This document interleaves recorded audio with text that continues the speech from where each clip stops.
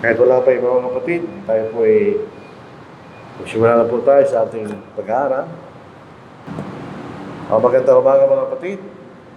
Ipagpatuloy lang po natin ang ating pag-aaral sa unang sulat ni Pablo sa mga taga-Korinto. So ito po ang lugar na tinatawag na Korinto na po. So dito sa ikatlong kabanata, doon sa pangalawang kabanata, pinapakita lang ni Apostle Paul na yung mga bagay na kanyang sinusulat na galing sa Diyos. Ito ay pinahayag sa pamagitan ng Espiritu Santo. Sinasabi sa atin na ang mga salita na ginagamit nila ay salita galing sa Espiritu Santo. Hindi, wala silang kinalaman sa mga bagay na nilalaman ng kailang pangangaral at kahit sa kailang sulat. Ito ay galing sa Espiritu Santo.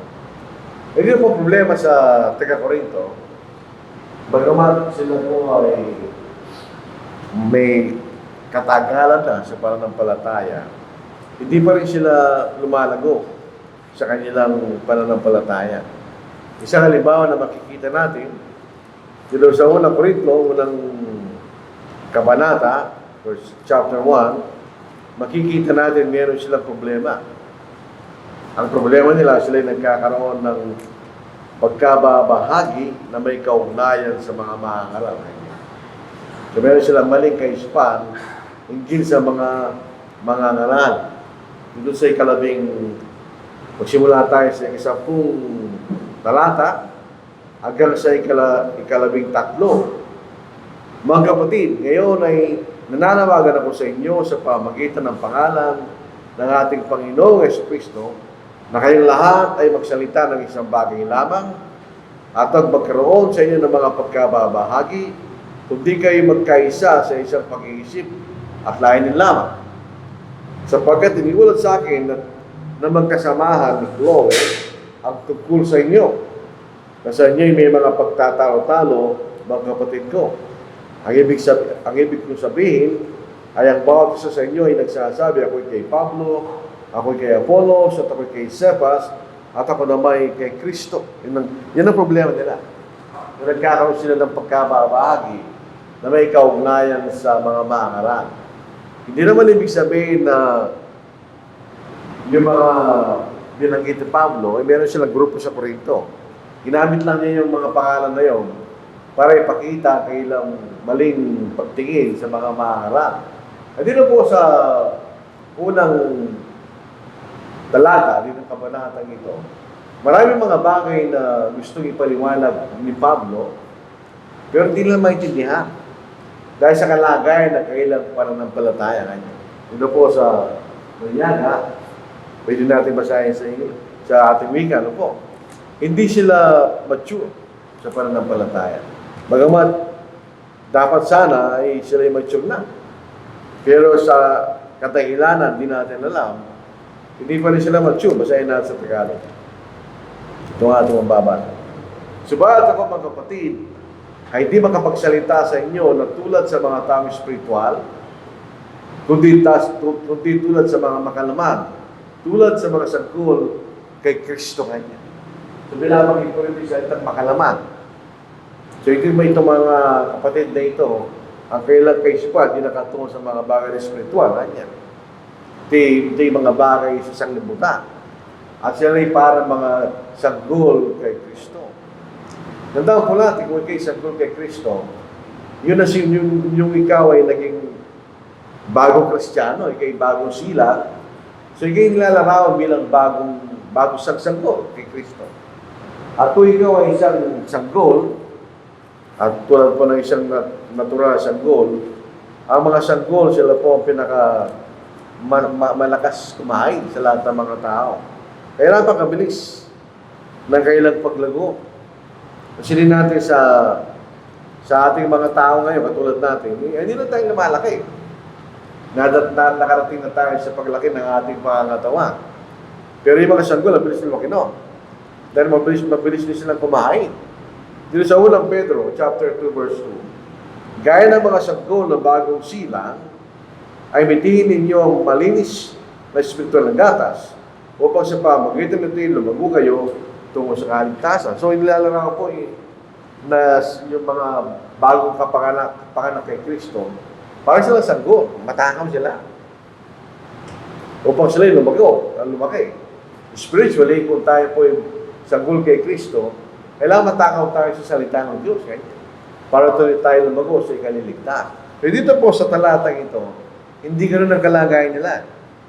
Para silang taong makalaman o taga-sanglibutan, o sila'y para mga sanggol kay Kristo.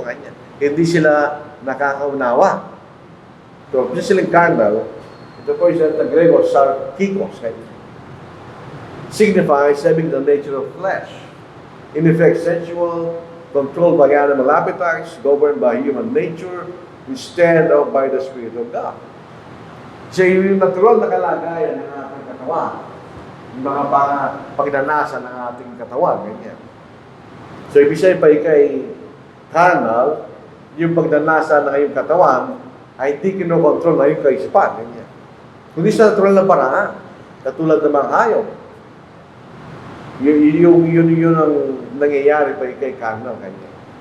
So, meron tayong physical na pagnanasa, ay kailangan natin kontrolin yun. Pero pa ikay carnal, hindi mo kinokontrol yun. Pinababayaan mong kalikasan ng pagiging parang hayop para gawin ng mga bagay na yun. Kanya. So, yun ang sinasabi ni Pablo. Para kayo kanyang mga hayop. Kanya. Hindi nyo nakokontrol ang inyong mga pagnanasa sa laman. Kaya tinatawag silang carnal. Kanya. So, pag tayo po nagkakasala, yun ang nangyayari sa atin. Hindi tayo kinokontrol ng ating kaisipan, kundi ng ating emosyon. Kanya. Kaya ginagawa natin ang mga bagay na nararapat. Yun ang sinasabi rito ni Pablo, para kayong kanyang makalaman, ganyan, o carnal, kaya hindi nyo naunawaan, ganyan. Pagka tayo po ay sanggol kay Kristo, o tayo po yung mga bagong panganak sa pananampalataya, katulad tayo ng mga sanggol. Yung mga nagpalaki na ng mga sanggol, alam natin pag yun ay pinanganak, gatas lang kakainin niya. Hindi mo siya pwedeng pakainin ng solidong pagkain sapagkat siya mamamatay. Yung kanyang tiyan ay hindi mahanda sa ganung matigas sa pagkain. So pag tayo po ay sanggol kay Kristo at ang tinatanggap natin ay gatas, yun ang mga pangunahing aral na madaling tanggapin dahil yun po yung pangunahing aral. Simple. Pero habang tayo po ay tumatagal sa pananampalataya ay lumalago rin. Makikita natin. So, sa Hebrews chapter 5, verse 13, sapagkat bawat tumatanggap ng gatas, yung tumatawag, yung worship, sapagkat bawat tumatanggap ng gatas ay walang alam sa salita ng katwiran, palibasa ay siya isang sanggol. Kaya kaysa sanggol, kakaunti pa lang ang naunawa mo sa salita ng Diyos. Kaya pagkas gatas lang ang yung kayang tanggapin, yan, hindi mo lubos ang naunawaan ng salita ng Diyos. So katulad ng sanggol, physically sanggol, wala pang naunawaan yan. Pero eventually, dapat sa isang Kristiyano, hindi siya mananatiling gano'n, kailangan siya lumago. Pero ikalagay ng mga kapatid sa Corinto, na sulat, sila ay parang sanggol, ganyan. Kakaunti lang, kailang alam, at naunawa sa salita ng Diyos. Kaya sabi ni Pablo, hindi ako pwede magsalita ng malalalim na bagay ng ating pananampalataya kanya. Kasi para kayong mga makalaman o para kayong sanggol. Hindi kayo nakakaintindi ng mga malalalim na bagay ng sanglibutan. Yung sabi ni Pablo. So sinasabi niya yung kalagayan nila. Pagka gano'n ang sitwasyon ng isang Kristiyano, ay may problema yun. Kaya dito sa pangalawang talata, sasayin natin sa ating wika, andyan po yung New King James, sa ating wika. Pinainom ko kayo ng gatas at hindi na matigas na pagkain sapagkat hindi pa nyo kaya ito. Hanggang ngayon ay hindi pa nyo kaya kanya. So, pisalitang hanggang ngayon, meron ang napipas sa panahon. Nung sila yung binautismuhan at nagsimulang maging Kristiyano, hanggang sa panahon na ito kanya, hindi pa rin yung kaya kanya eh. So, ikatlo, sapag kayo'y makalaman pa, so hindi sila spiritually mature. Sapagkat habang sa inyo'y may mga paninibugo at mga pagtatalo, hindi ba kayo makalaman at kinumalakad ayon sa pamantayan ng mga tao? Sapagkat kapag sinasabi ng isa ako'y kay Pablo at ang iba ako'y kay Apolos, hindi ba kayo mga tao? Ibig sa Tagalog, hindi kayo mga tao, pero sa English, ayaw na carnal, ganyan. In other words, pag kayo merong maling loyalty sa mga mangaral kanya, hindi naintindihan ang kahalagaan o katukulan ng mga mangaral. So ito yung sinasabi ni Pablo doon sa pinag-aralan po natin sa chapter 2, verse 6. Ganyan. Ang mga kapatid sa Corinto, hindi sila pinapatubayan kung anong pinag ng Espiritu Santo o hindi sila lumalago sa kailang pagkaunawa. Sa tayong mga Kristiyano, hindi dahil pinapatubayan ng kaisipan ng sanglibutan sa namang bagay na ginagawa natin. Tayo pinapatubayan ng mga bagay na tinutulong ng Espiritu Santo. Noong panahon na yun ay sa pamagitan ng mga pastol, sa panahon natin ngayon sa pamagitan ng mga bagay na nakasulat. Dahil sila hindi gano'n, sila pinapatubayan ng pananampalataya, yung mga bagay na pinag-Espiritu Santo. O kaya, hindi sila lumalago sa kailang pagkaunawa. So expectedly, habang tayo po ay tumatagal sa ating pananampalataya, ngayon din ang paglago ng ating pagkaunawa at kaalaman sa ating pananampalataya. Yung mga taga-Corinto, hindi sila gano'n. Nag-stagnant sila. Kaya para silang makalaman at mga sagot kay Kristo. Tingnan ninyo ang process. Sa Hebrews chapter 5 verse 14, ngunit ang pagkain matigas ay para sa mga nasustong gulang, na dahil sa pagsasagawa ay nasanay kanilang mga pandama na makilala ang pagkakaiba ng mabuti at masama. So uli, nung sa verse 13, yun ang sagot, gatas lang, kaya ng kainin. Pero tayo po ay nagiging magulang na sa pananampalataya. Tumatagal tayo at nagkakaroon tayo ng pagkakaunawa. Kaya nating unawain kahit sa mga mahihirap na bahagi ng ating pananampalataya. Dahil sa iyong paglago, sa iyong pananampalataya.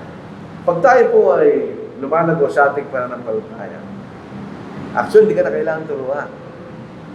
Sa iyong kasanayan, sa pagiginig ng katotohanan, malalaman mo na mabuti at masama. Pagkapakinig mo pala. Ito po ay parang tayo nag-aaral sa eskwelahan. Kahit anong pinag-aaralan mo, minsan hindi mo na alam yung mga rules ng bagay na yon. Pero dahil nasanay ka na sa tamang paraan, pag nakapakinggan mo na isang bagay na mali, alam mo mali. Hindi mo na mapinpoint yung rule. Pero alam mo mali, bakit nasanay ka sa tama. So ganyan din po sa mga kapatid na lumalago sa pananampalataya, nasanay ka na doon. Dahil sa iyong pakikinig, at sa iyong pag-aaral, at pagsusumikap na maunawa mo ang salita ng Diyos, nasanay ka na doon. At sa iyong pagsasagawa, kaya alam mo kung anong mabuti at masama. Ito po isang bagay na dapat bigyan natin ng pansin dahil pagdating ng panahon na harap tayo sa Diyos. Hindi pwede sabihin, hindi ko po alam. Hindi excuse yun. Dahil kailangan alam mo. Habang tumatagal ang ating pananampalataya, ang ating pagiging Kristiyano, kailangan alam mo. Otherwise, kung hindi ka alam mo, hindi ka rin maliligtas. Ito na binasa natin kanina. So ito yung problema nila. Ito yung kakulangan na kailang paglago sa kanilang pananampalataya. So yun ang epekto, no? Pagka magkapatid sa isang kapulungan, tulad natin, ang mga kapatid ay di lumalago sa pananampalataya, magkakaroon tayo ng problema. Kaya nagkakaroon sila ng problema, hindi nila alam kung ano yung tama. Ginagawa lang nila yung mga bagay na sa kanilang kaisipan ay gusto nilang gawin. Pero ito'y tagawa sa kalooban ng Diyos, di ba? So yun ang problema ng mga taga-Corinto. Isa lang yan. Sa lahat ng aklat na naisulat sa Bagong Tipan, ang unang sulat ni Pablo sa mga taga-Corinto ay sulat ng problema. Mula sa unang kabanata hanggang sa 15 kabanata. Puro problema yun. Kaya ito yung sinunod ni Pablo para mawasto yung kailang mga problema sa pananampalataya. So yun ang kailang kalagayan. Sila po ay hindi na malago sa kanilang pananampalataya na makita natin. Kaya, kapag tayo po ay nagkakaisa sa isang pananampalataya, yun ay magpapakita ng paglago ng ating paglago ng pagkaunawa natin sa ating pananampalataya. Yun ay spiritual maturity. Hindi tayo magkakaroon ng problema doon. Ngayon, ano namang problema o issue sa mga kapatid, kailangan natin ma-resolve sa pamagitan ng kaisipan ni Kristo. In other words, yung mga bagay na itinuturo ng ating Panginoon. Kaya hindi lamang na ito ipinahayag at ating bawasahin. Kailangan din natin siyang unawain upang magamit natin sa tamang paraan. In other words, yung problema nila sa Corinto, kung nagkataon na sila po ay spiritually mature at tumalakad sila sa ayon sa sinasabi ng sarili, wala silang problema sana. Insindahan to sa ganyan na ako kay Pablo, ako kay Apollos, ganyan. Dahil alam nila na hindi yung tama. So, kailangan na namang problema o issue ay masusog kung anong ang pinapaisalita ng Diyos at hindi sa ating sariling kaisipan. Kasi ang iba't ibang tao, iba't ibang kaisipan. So, paano natin ma-resolve yun? Kung meron tayo kanya-kanyang kaisipan. Pero kung tayo nagkakaisa sa pananampalataya, pwede natin gawin yun. So, yung kailang pagkakaroon ng envying at strife sa mga mangaral. Yan ang problema nila eh. Nagkakaingitan sila sa kailang, kung sino mangaral, kung sino sundin. Hindi ito pinag-uusapan yung maling aral. Ang pinag-uusapan dito yung maling kaisipan kung ano ang mga mangaral. Ano ba talaga yung mga mangaral? Ito ang kaisipan nila na meron silang endless strife, nagtutulot ang pagkababahagi. Ito po yung malimit natin maligit sa buwakla. So, nagkaroon po ng spiritual gifts. Sa 1 Corinthians chapter 2, ganun din ang kanilang problema. Nagkaroon sila ng envying sa isa't isa. Gusto ko ganito, ang kaloob ng Espiritu Santo. Gusto ko ganyan. Nagkaroon sila ng problema. So, ganoon din sa pagtingin nila sa mga mangangaral. Tinataas sila yung mga mangangaral sa paraan na hindi nararapat. Nagkaroon sila ng false loyalty sa mga mangangaral. But instead na sa ating Panginoon o sa Diyos, makikita natin. So, sa ikalima, sinasabi nito ni Pablo, kung sino yung mga mangaral, ano ang kalikasan at gawain ng mga mangaral, kinakailangan pang sila bigyan ng kahalagahan na hindi nararapat. Katulad ng ginagawa nila, kay Pablo, kay Apollos, o kay Kristo, etc. Dinagapit na po natin sa ikalima. Ano nga ba si Apollos? At ano si Pablo kanya? Mga lingkod na sa pamagitan nila ay sumampalataya kayo. Ayon sa itinagda ng Panginoon sa bautisa. Ako ang nagtanim, gawin ang ginawa ni Pablo. Si Apollos ang nagdilig. Ngunit ang Diyos ang nagpapanago. Kaya't walang anuman ang nagtatanim o nagdidilig, kundi ang Diyos ang nagpapalago. Ngayon, ang nagtatanim at ang nagdidilig ay isa. At ang bawat isa'y tatanggap ng kanyang upa ayon sa kanyang paggawa. So in other words, sinasabi ng simpleng pagkaintindi natin sa talatang ito, hindi natin dapat bigyan ng ganong klaseng pagpapahalaga na di nararapat. Dahil sinasabi rito ang mga mangaral, sila yung ministers. Ang ibig lang sabihin niya, lingkod, servant. Yung sinatang minister, hindi maliwanag sa atin yan. Pero kung titingnan natin sa pinanggalingan ng salita ay diakonos. Ang ibig sabihin ay servant, attendant, minister, o deacon. Dito sa pagkakato nito, sinabi na minister. Pero yun ay lingkod. Tingnan niya sa Tagalog, yun ang sabi niya. Hindi sinabing ministro, kundi lingkod. Tingnan niya, basahin natin. Ano nga si Pablo, at ano si Apollos, makalingkod. They're servant, lingkod. Kung ikay lingkod, hindi ka boss. Ikay lingkod, hindi ba?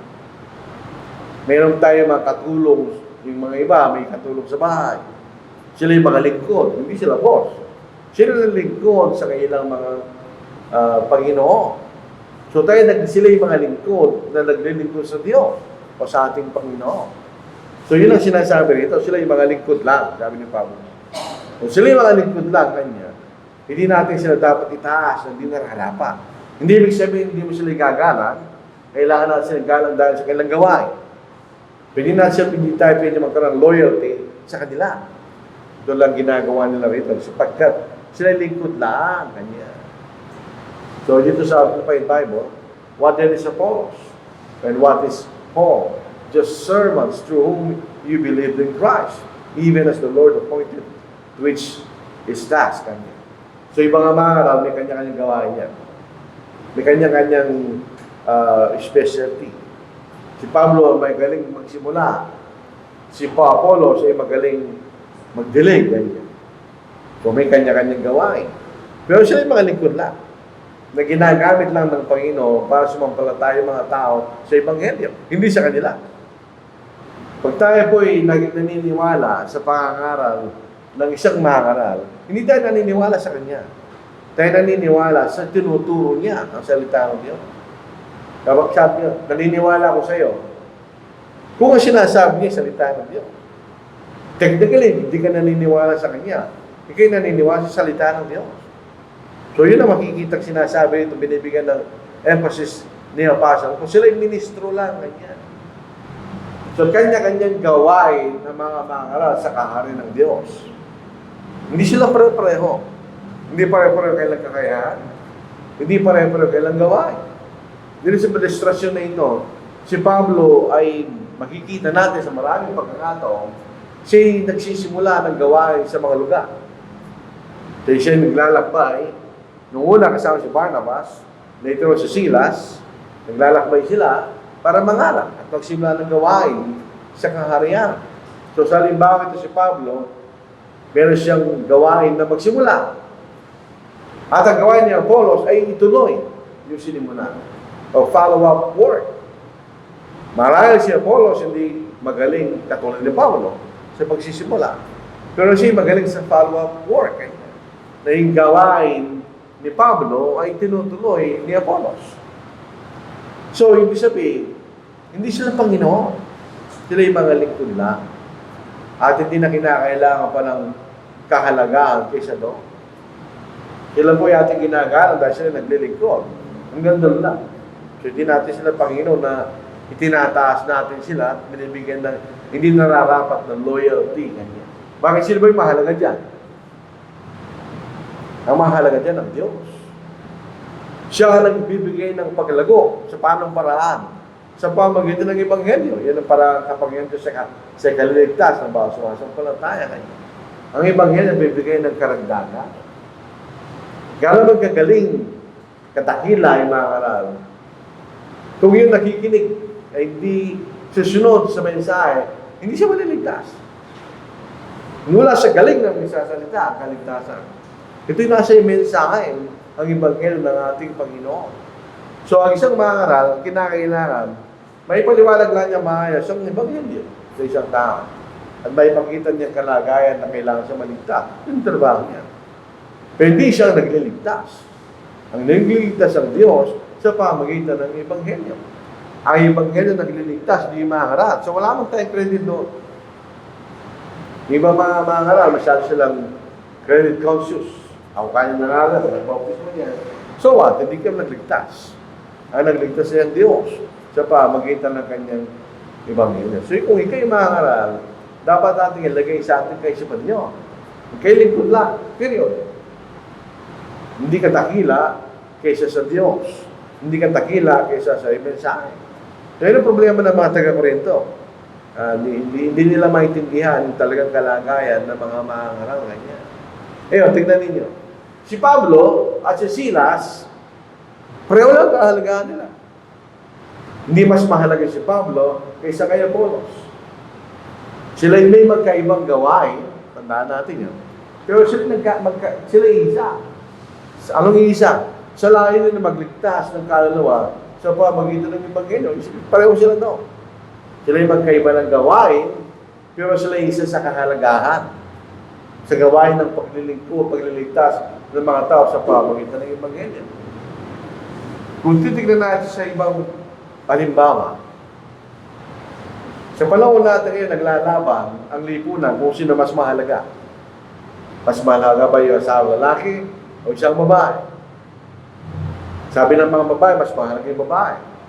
Sabi ng mga lalaki, mas mahalaga yung lalaki. Totoo, pareho mali yun. Pareho silang mahalaga. Kaya lang magkaiba ng kahalagahan. So kung aalisin mo yung isa, walang magagawa yung isa. So yung lalaki, hindi magkakaroon ng anak yan. Yung babae, hindi siya magkakaroon ng anak. Kailangan nila isa't isa, di ba? So kaya silang mahalaga. Magkaiba kaya ng kahalagahan. Makikita rin natin sa mga mangaral. Pare-pareho silang mahalaga, pero hindi pare-pareho kayo ng gawain. So ano kayo ng, para sila tulad, kung gano'ng ginawa kayo ng gawain. Kung isang mangaral, hindi niya nagawa, kaya dapat gawin.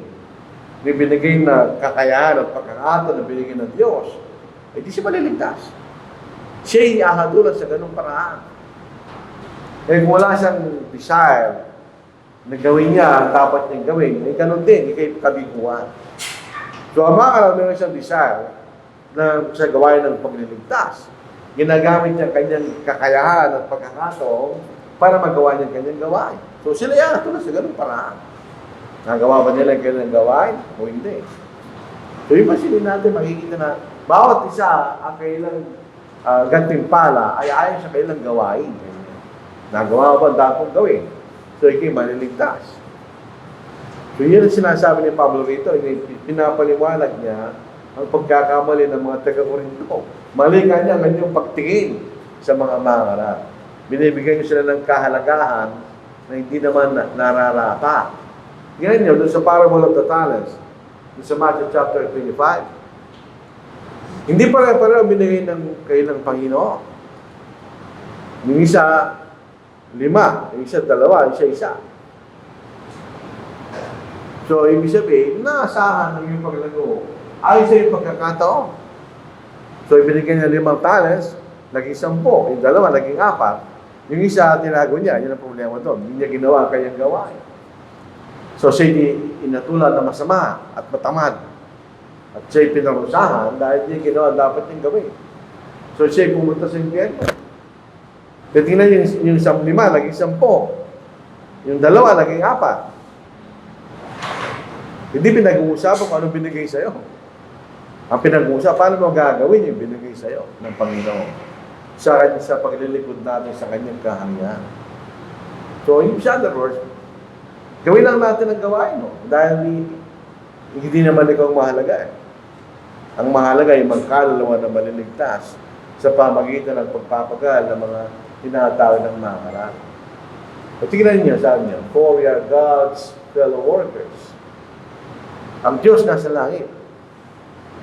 Hindi naman sa bumaba sa lupa. So, sino ang kasama ng Diyos? Yung mga mangaral. Sila katulong ng Diyos para ang Ebanghelyo ay maikalat sa buong sanglibutan. So, ang mga Diyos ay gumagawa, datatan kasama ng mga apostol at mangaral para may pangaral ng Ebanghelyo at maligtas yung mga tao. Ngayon, Diyos, siya nagsasalita. Wala naman tayong narinig na boss galing sa langit o maniwala ka sa Ebanghelyo. Wala naman tayong narinig na gano'n. Pero ang Diyos ay nagsasalita sa pamagitan ng kanyang mga lingkod. Sa pagkakataon, yung mga apostles, dahil di pa naipahayag ang buong katotohanan ng panahon na yon, at yung mga mangaral na tinuruan ng mga gusto sa gawain at larangan po ng pagliligtas ng mga tao na niya. Kayo ang bukid ng Diyos. Sabi, sila yung bukid ng Diyos. Ito yung lugar, di ba? Na kung tinatanim ang Ebanghelyo. So, tinatanim at pinalalago. Ito ay bukid ng Diyos. Hindi natin bukid yan. Ganyan. Nakikitanim ka lang, nakikidalik ka lang. Hindi siya iyo. Parang kayo magsasaka na nagsasaka sa isang saka, hindi naman sa iyo. Bibigyan ka ng gantimpala ng iyong Panginoon, pwede sa iyo. Pag maniwala po yan, you are God's field, ganyan. Hindi sa atin yan, hindi sa Diyos. Kung nararapat na aalisin mo yung spotlight, yung spotlight nakatuon sa isang tao yan, di ba? Mula sa mga apostol at mga mangaral, wala pa sa Diyos. Kasi yun ay bukid ng Diyos. So yung pasis dito, hindi yung mga apostol at mga mangaral, ito ay pasis sa Diyos. Ito ay kayo bukid ng Diyos. Kayo ay building ng Diyos. Hindi mo building yan, kaya building ng Diyos yan. So ito po ay nagpapakita, binabali mo walang halaga ni Pablo, yung maling pagtingin ng mga Korinto na tinataas sila yung mga mangaral na hindi nararapat. Ako kay Pablo, kay Cephas, ako kay Cristo, etc. Sabi niya, ganun lang ang mga mangaral. Ang emphasis dito ay ang Diyos. Ito'y gawain ng Diyos. Ang pagliligtas ay kapangyarihan ng Diyos, hindi ng tao. So yung mga taga-Korinto, mapapalitan sila. Binibigyan nila ng halaga yung mga mangaral na mga lingkod lang ng Diyos. Makikita natin. Hindi sila yung mahalaga. Ang mahalaga ang Diyos. Yung sinasabi sa atin. Tamahan na naman.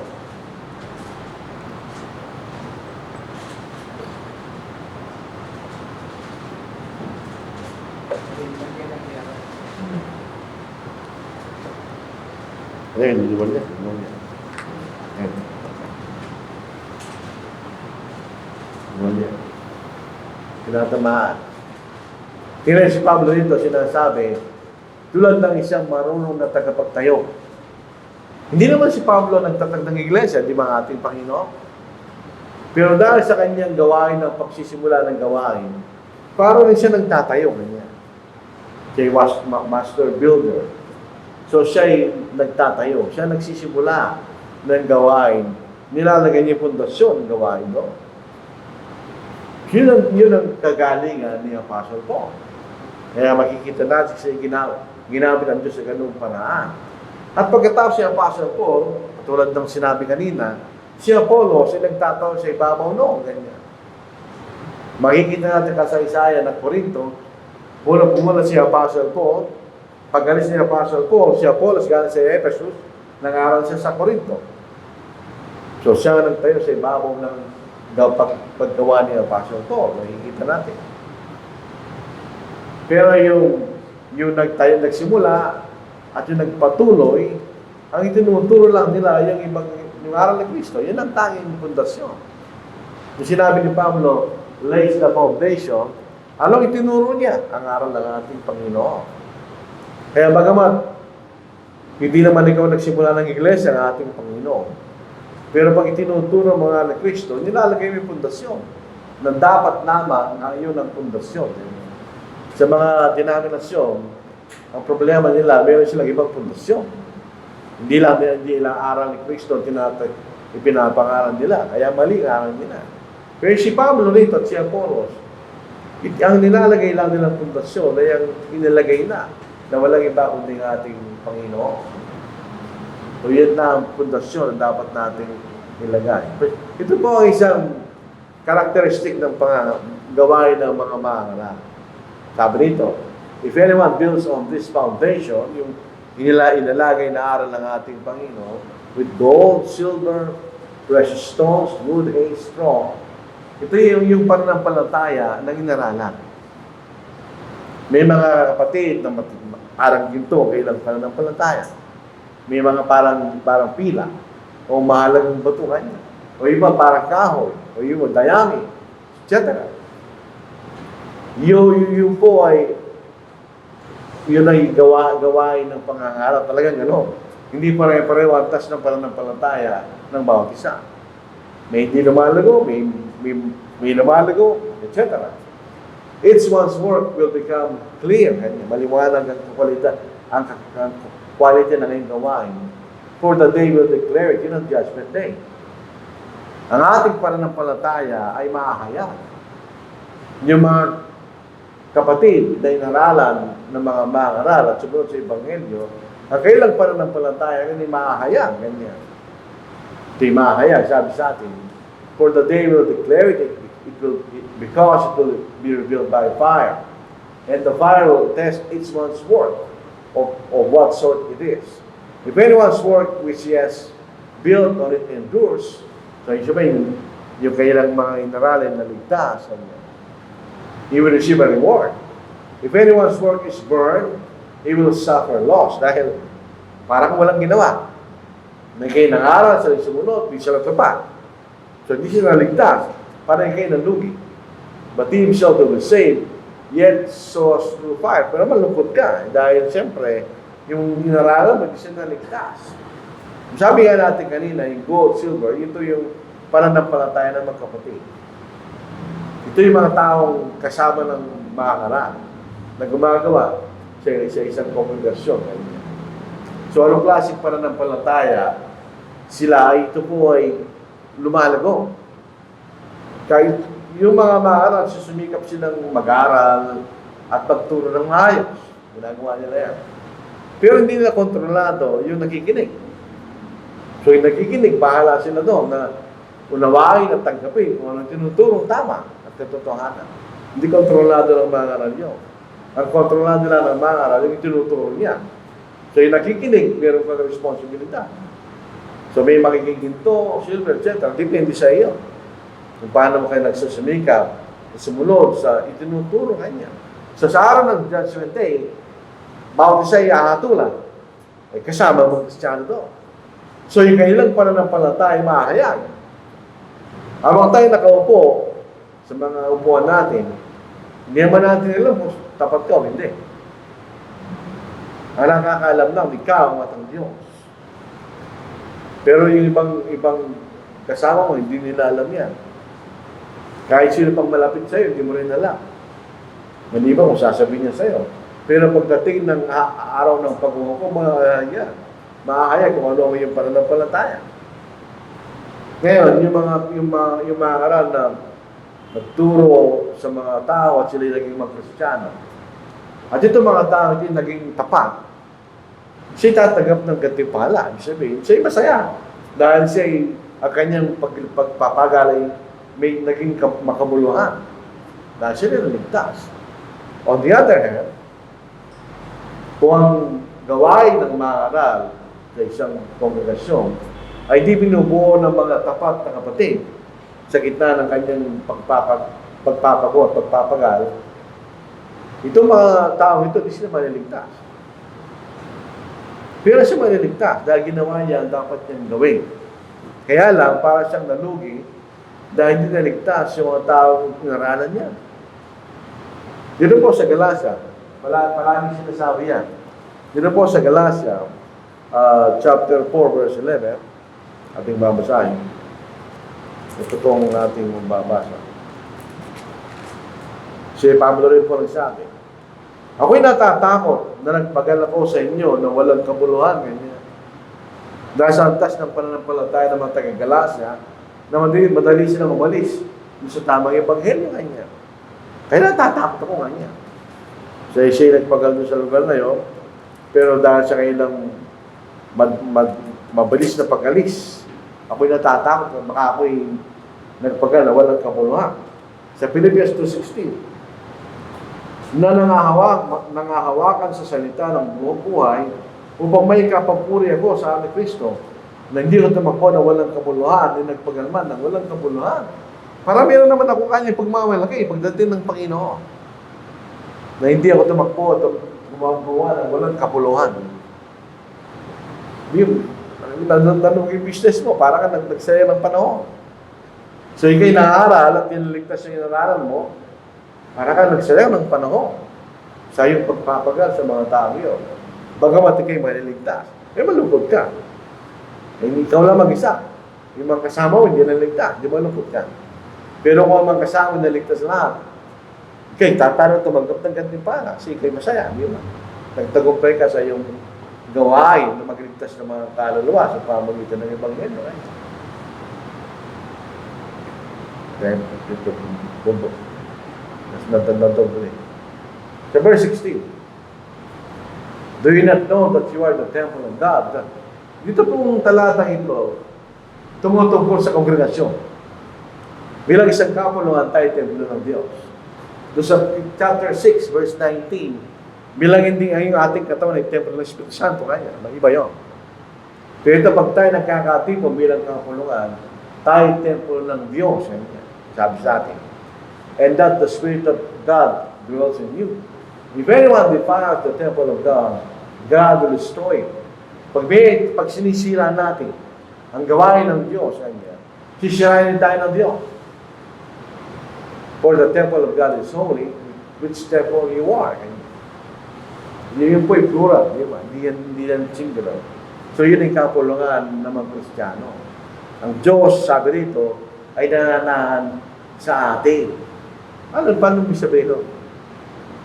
Yung templo sa Jerusalem, ala naman ang Diyos doon. Sinasa langit, di ba siya maalis doon. Pero pagka sila nag-aahin ng mga ahin, sila para silang nakikipagkaisa sa Diyos. Meron silang fellowship sa Diyos. So, ibig sabihin, kung tayo templo ng Diyos, dito ginagawa ng Diyos ay nakikisama sa atin. We have fellowship in God. Nakita natin. Sa ating pagpupuri at sa ating pagsamba. Kung tayo nagpupuri at nagsasama sa Diyos, yun ay fellowship sa Diyos. Ngayon, ang iglesia sa isang spiritual temple. Hindi siya physical na templo. Itong church building nito, building lang ito. Dahil nagiging banal lang ito dahil nandito tayo. Dahil tayo ang templo ng Diyos. Kapag tayo nagkakatipon, bilang isang kapulungan, meron tayong fellowship sa Diyos. So, nang ibig sabihin ng Diyos ay nananahan sa atin. So,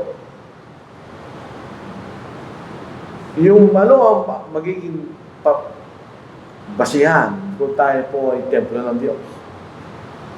Pagka tayo po ay sumusunod sa mga salitang ipinahayag ng Espiritu Santo, yun ang nagpapatubay sa atin bilang templo ng Diyos. Kaya pagka sa iglesia, hindi sa sumusunod sa salita ng Diyos, ang pagkakilala ay alisin ng Diyos. Pupunta tayo sa aklat ng Apocalypse. Sinabi ng Panginoon sa ibang mga iglesia, kung di kayo magsisisi kanya, aalisin yung kandila na naghinto kanya. I will remove my recognition kanya sa inyo bilang aking kapulungan. So tayo, templo ng Diyos, kailangan tayo magpatuloy at manatili sa salita ng Diyos. Kaya kung sino man masisira sa templo ng Diyos na ito, tayo magiging dahilan na yung ibang magkapatid ay matitiso o tayo nagtuturo na maling aral kanya. Yung tao yon ay sisirain ng Diyos, hindi siya maliligtas. Sapagkat ang templo ng Diyos ay banal. Ano ibig sabihin ng banal? Ang tamang Kristiyano ay hindi walay ng Diyos mula sa kasalanan. So, ang templo ng Diyos ay walay sa kasalanan kanya. At tayo po ay inilagay ng Diyos para sa kanyang paglilingkod. Kaya pag dito tayo, naglilingkod tayo sa Diyos. Hindi tayo lumalakad sa kasalanan, naglilingkod tayo sa Diyos. Kaya tayo ang templo ng Diyos. So, kung sisirain ng sinaman, ay babaguhin niya, ay siya'y parurusahan ng Diyos. Mag-ingat po tayo, kung tayo po ay Kristiyano, tayo gawa ng isang bagay na masisira ang gawain ng Diyos. Dahil eventually, tayo rin po ay parurusahan ng Diyos. We will be destroyed. Sabi nga po ng talata ni mababasa natin. Ang dandadobre na naman. So, let no one deceive himself. If anyone among you seems to be wise in this age, let him become a fool, that he may become wise.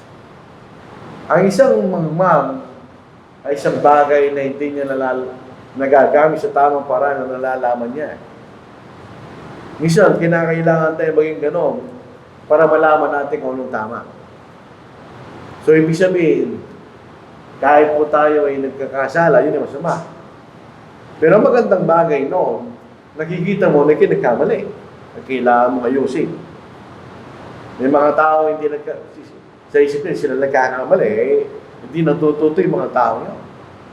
Kung minsan kailangan mong maranasan yung sabi ni Pablo, para ikaw ay maging marunong ganyan. So, tayo po ay pinapatubayan hindi ng karunungan ng tao o yung pagmamatwid ng tao. Pagka ganon, dinadaya lang natin ang ating sarili, hindi tayo maliligtas. Pag ang itinuturo ito ay aral ng mga tao, karunungan ng mga tao, ay hindi tayo maliligtas. So, let him be a fool. Sabihin, kilala mo na mayroon kang mga bagay na hindi naunawaan para kayo maging marunong. Sabi nga ng sabihan, the more you know, the more that you do not know. Kailangan pa rin matuto, hindi ka maghihinto sa iyong pag-aaral. Kaya kailangan tayong patubayan ng karunungan ng Diyos. At tayo magiging marunong. Siyempre, yan yung karunungan ng Diyos. Eh, pag ginawa mo yan, hindi ka magiging marunong. Pag tayo sumunod sa karunungan ng tao, most probably kayo magiging magmang. Dahil ang ating karunungan ay may kakulangan. Dito sa Proverbs, palagi nating binabalik-balikan, may mga tao na nag-iisip na sila yung magaling at matalino. Mag-ingat tayo. Dahil ang ating isip ay hindi sakdal. Kung ang ating isip ay sakdal, hindi natin kailangan ng Diyos. Sa Proverbs 14 verse 12, mayroong daan na tila matwid sa isang tao, ngunit mga daan tungo sa kamatayan ng dulo nito kanya. Maraming pagkakataon nangyayari sa atin yan. Akala natin tama ang ginagawa mo, pagdating ng konklusyon na ginagawa, malipat. Tuloy ka na natin. So, ang karunungan ng sanglibutan ay kamangamangan sa Diyos. Nakita na sa chapter 1. Hindi natin pwedeng ipantay ang karunungan ng tao. Kamangamangan lang sa Diyos ang karunungan ng tao. Walang halaga sa Diyos. Subalit ang karunungan ng Diyos ang magliligtas sa atin. Yan nga ang Ebanghelyo. Tayo po ay mula sa pagiging masama, will be transformed sa pagiging mabuti sa pamagitan ng salita ng Diyos. Yung sa Romans chapter 12, ginamit siya ng transform. Pag ibig sabihin ng change. Form, anyo. So pag transform, nagbago ka ng anyo. Mula sa pagiging masama, patungo sa pagiging mabuti. Sa Romans chapter 12, mababasa po natin ang mga bagay nito. At ito'y galing rin po kay Apostle Paul. Gusto nating malaman ang kagandahan ng salita ng Diyos. Sabi rito, huwag ninyong tularan ang sanglibutan ito. Yan ang trend ng sanglibutan ito. Nagbabago ang mga bagay. Lalo nagiging masama as time goes by. Sabi rito ni Pablo, huwag kayong tumulad sa sanglibutan. Kundi magbago kayo sa pamagitan ng pagbabago ng inyong pag-iisip. Yan ang salitang transform. Upang mapatunayan niyo kung alin ang mabuti, kasiyasiya, lubos na kalooban ng Diyos. Magbago kayo ng pag-iisip mula sa... Dito sa Job, chapter 5, verse 13. Kumisa, makikita natin yung mga bagay na inisip ng tao na karunungan.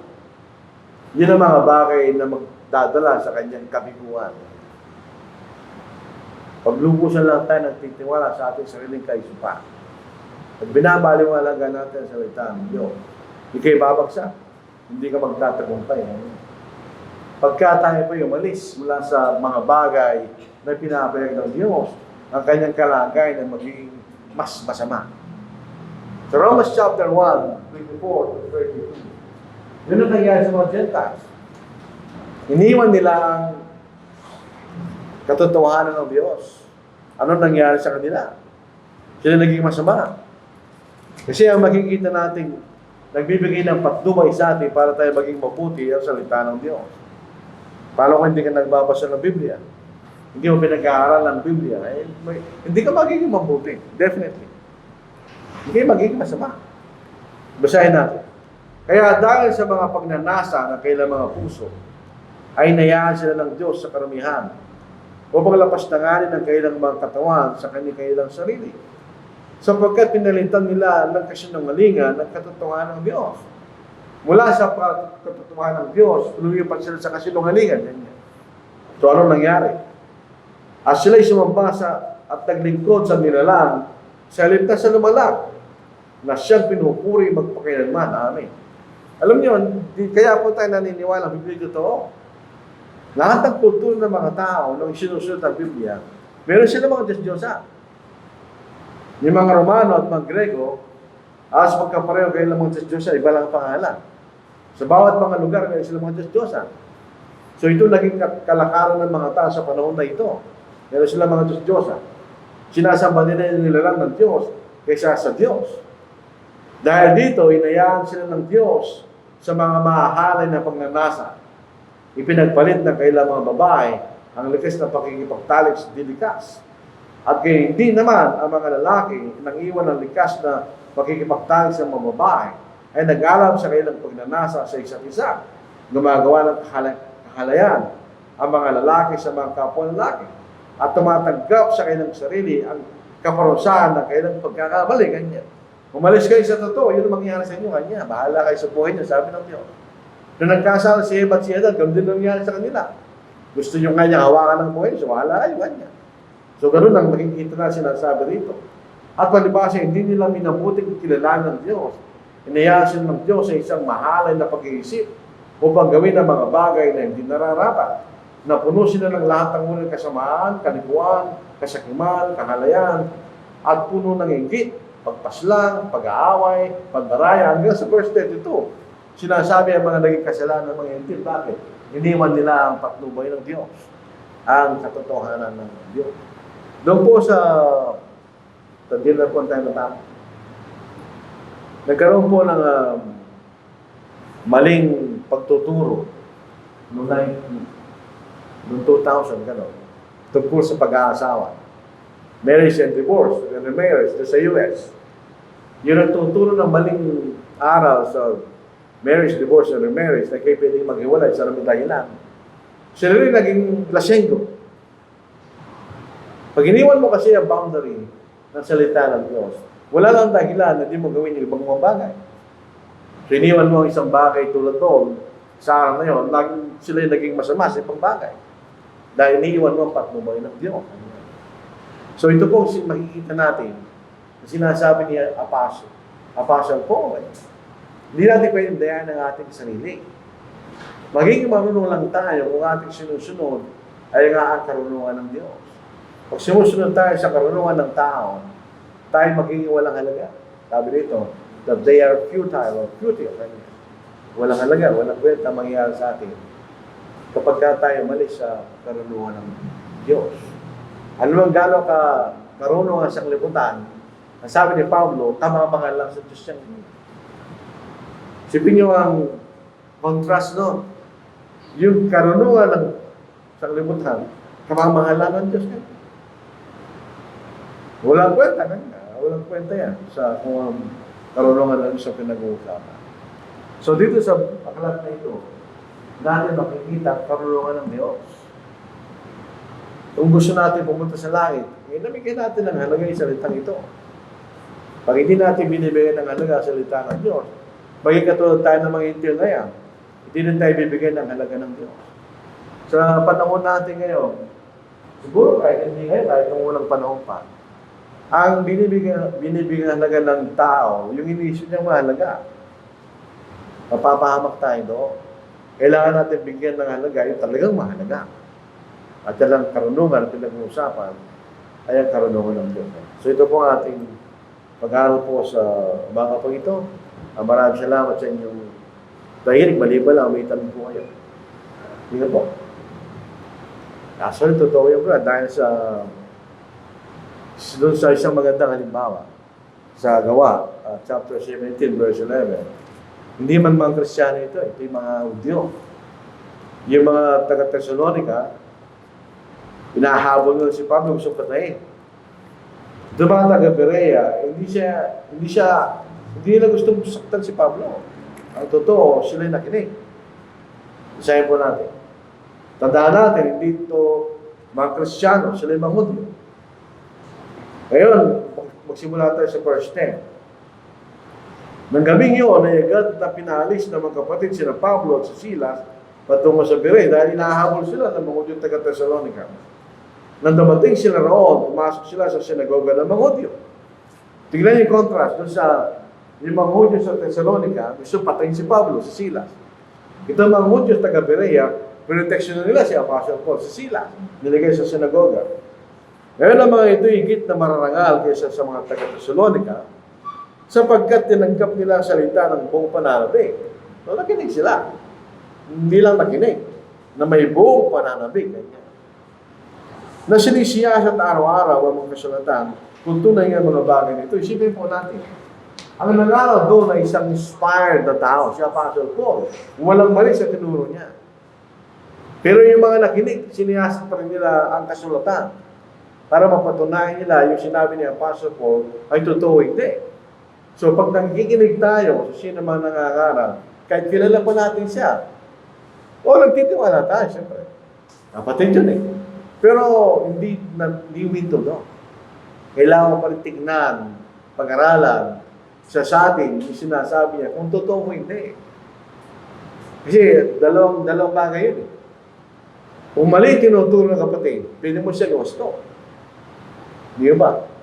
Pangalawa, mabe-verify mo, makukonfirm mo kung inapakinggan mo, totoo hindi. Na pwede mo paniwalaan. Hindi lang tayo basta nakikinig. Yan ang problema ng mga taga-denominasyon. Ang sabi ni pastor, kanya, ang ganda lang sila. Ay, sabi ni pastor, kanya. Ay, hindi mo nila intindihan. Mas sinabi lang ng pastor, kanya, okay na. Sa atin, hindi. Kahit ng araw pa yung mga aral, hindi okay doon. Kailangan natin matiyak na totoo ang tinuturo niya o hindi. Para makatiyak ka, maliligtas ka o hindi. Dahil nililigtas mo sarili mo eh. At ang magliligtas sa'yo kung tama ang yung pinaniniwalaan o hindi. Diba? Kung maganda po yung observasyon ng Panginoon. Wala na po tayo ito, nabigyan natin kay Brother, walang muna po sa magpapaawit at ganoon din po sa ating pagsamba.